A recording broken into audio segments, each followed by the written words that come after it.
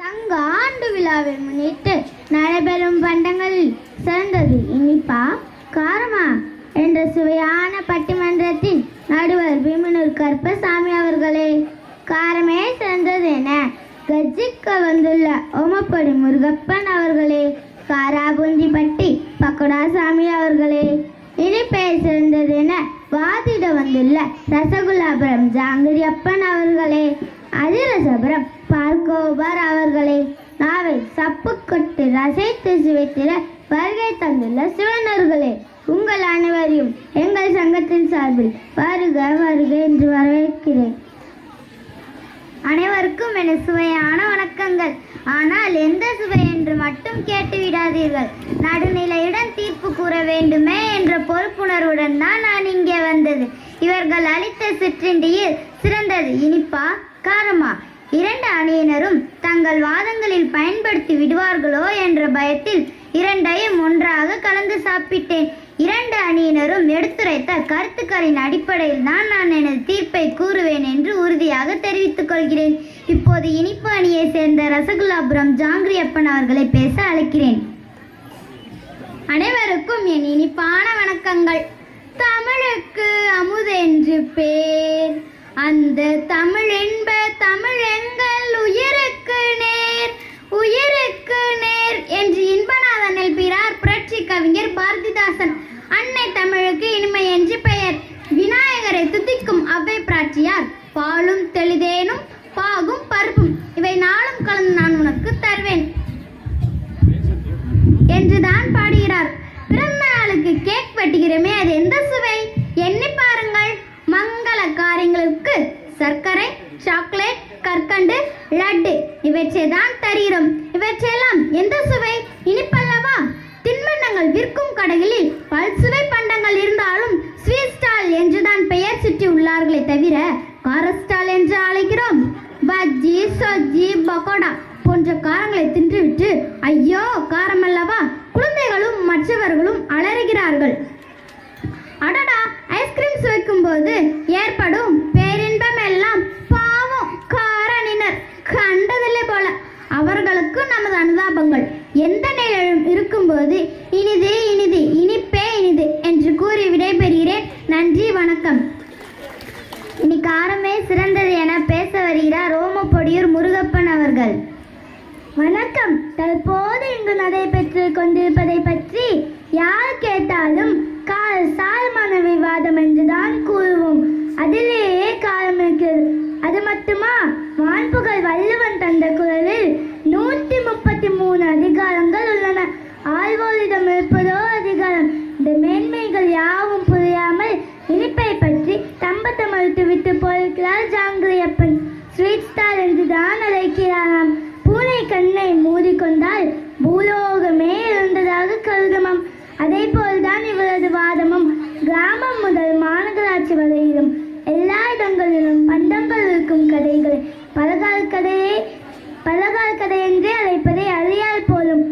மறக்கும் மசால்வதை, கமகமக்கும் வெங்காய பக்கோடா, நாவை சப்பு கொத்த வைக்கும் ஓமப்பொடி, தின்று கொண்டே இருக்க தோன்றும் காராம்பூந்தி. ஆஹா, எத்தனை சுவையான பண்டங்கள்! அதிக இனிப்பை சாப்பிட்டு விட்டு சர்க்கரை வியாதி உள்ளாகி கோதுமை கஞ்சியை மட்டும் சாப்பிட்டு நரக வேதனை அனுபவிப்போர் எண்ணிக்கை எண்ணிலடங்காது. மனிதன் உயிர் வாழ தேவையானது ஆகாரம். இதற்கு மேல் என்ன ஆதாரம் வேண்டும்? காரத்தின் மகிமை எடுத்துரைக்க. நன்றி, வணக்கம். கார அணியினரின் வாதத்திற்கு மறுப்புரைக்க வருகிறார் அதிரசபுரம் பால்கோவன் அவர்கள். வணக்கம். முருகப்பன் அவர்களுக்கு காரத்திற்கு ஆதாரமான செய்திகள் கிடைக்காததால் தலைப்புக்கே சம்மதம் இல்லாமல் ஆகாரம், ஓகாரம், அதிகாரம் என்று ஏதேதோ சொத்தை வாதத்தை வைத்துவிட்டு போயிருக்கிறார். இனிப்பு சாப்பிடுவதால் சர்க்கரை வியாதியம், பாவம். காரம் சாப்பிடுவதால் அல்சர் என்னும் பயங்கரமான குடல்பு நோய் வரும் என்பதை அறியார் போலும். சிறப்பினும் சிறப்பான நல்ல செய்தி என்றால் சர்க்கரை பந்தலிலே தேன்மாறி பொடிந்தது போல என்று வாமை சொல்வதை நாம் அறிவோம். இறுதியாக ஒன்றை மட்டும் சொல்ல விரும்புகிறேன். இனிப்பு காரம்தான் வரிசைப்படுத்துவார்களே தவிர காரம் சீற்றென்று கூறுவதில்லை. இனிப்புக்கு பின் தான் காரம். எவ்வகையிலும் இணையற்ற பண்டம். இனிப்பே இனிப்பே என கூறி முடிக்கிறேன். நன்றி, வணக்கம். விவாதத்தின் இறுதி கட்டமாக பேச வருகிறார் காராபூந்தி பட்டி பக்கோடாசாமி அவர்கள்.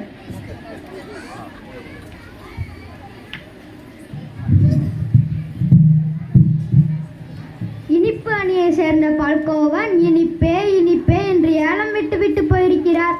டிஃபன் சாப்பிடும்போது இனிப்பை மட்டும் சாப்பிட்டு விட்டு காஃபி குடித்தால் அந்த சுவையை சகிக்க முடியுமா?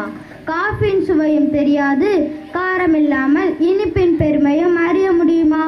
இனிப்பு என்ற பெயரில் சாக்கிரீம்களும் உடல் நலம் கெடுக்கும் பல வண்ணங்களும் கலக்கப்படுவதை நாம் அறிவோம். ஈமொய்த்து நோய்க்கு வழிவகுக்கும் இனிப்பு எப்படி ஐயா சிறந்த பண்டமாக முடியும்?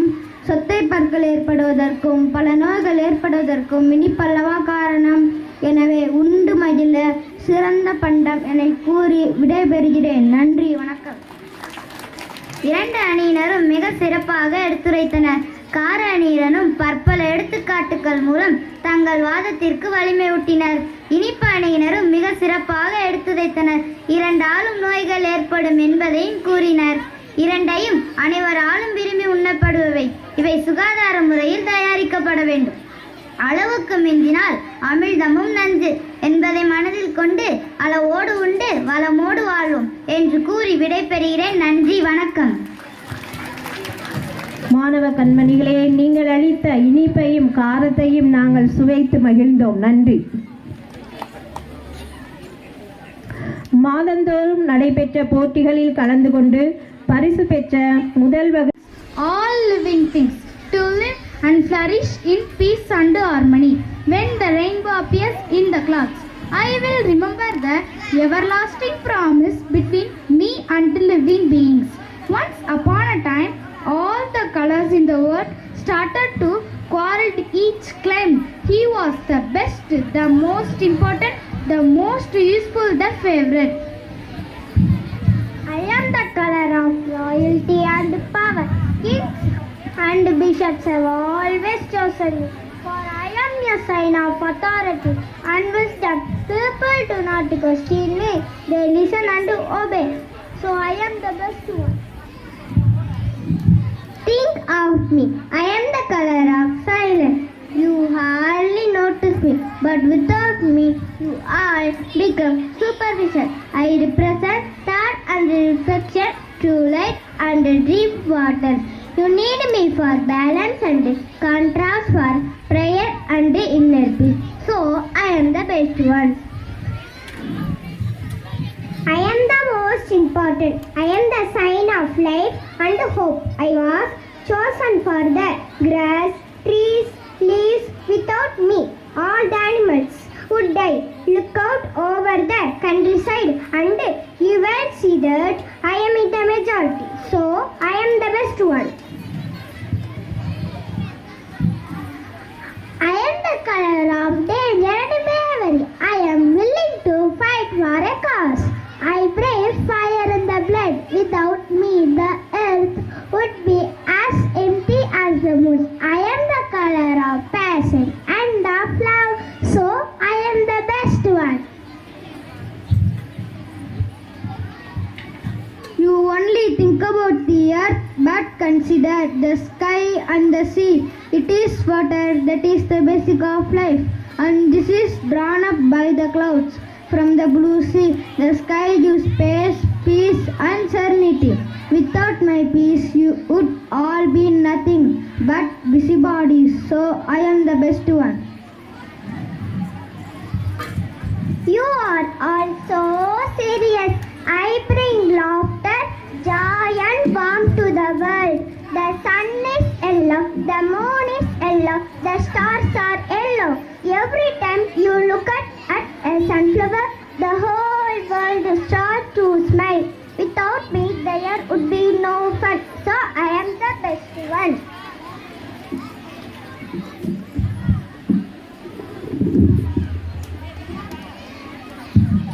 I am the color of health and strength. I may be scarce, but I am precious, for I serve the inner needs of human life. I carry all the vitamins. Think of carrots, pumpkins, oranges, mangoes and papayas. I don't hang around all the time, but when I fill the sky at sunrise and sunset, my beauty is so striking that no one gives another thought to any of you. So I am the best one. You foolish colors, fighting among yourselves, each one trying to dominate the rest. Do you not know that God made you all, each for a special purpose, unique and different? He loves all. Join hands with one another and come with me. We will stretch you across the sky in a bow of color, as a reminder that He loves all, that you can live in together in peace and promise. He is with you, a sign of hope for tomorrow. And so whenever God used a good drink to wash the world, He puts the rainbow in the sky. And when we see it, we should remember that He wants us to appreciate each other. Thank you.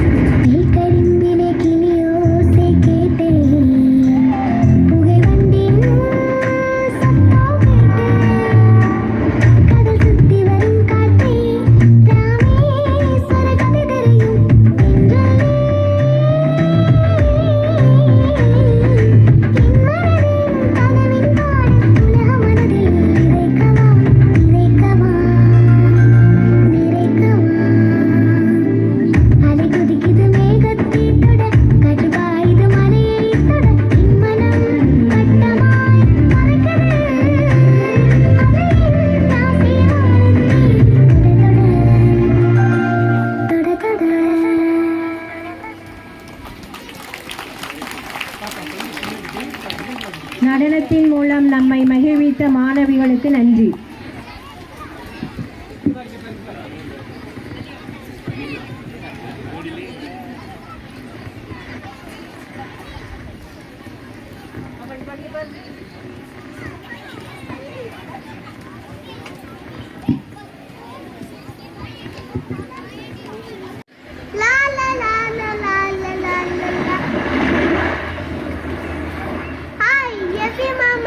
Hi Judah, நீங்க என்ன பண்ணிட்டு இருக்கீங்க? நான் பைபிள்ல இருந்து கதைங்களை வாசிச்சுட்டு இருக்கேன்ப்பா. அப்படிங்களா? மாமா, பைபிள்ல இருந்து ஒரு கதை சொல்றீங்களா? பைபிள்ல இருந்தா கதை சொல்லவா இல்ல பாடவா? பாட்டு பாடுங்க. பாட்டு பாடுறது மாத்திரம் இல்ல ஜூடா, வா சேர்ந்து ஆடலாமா?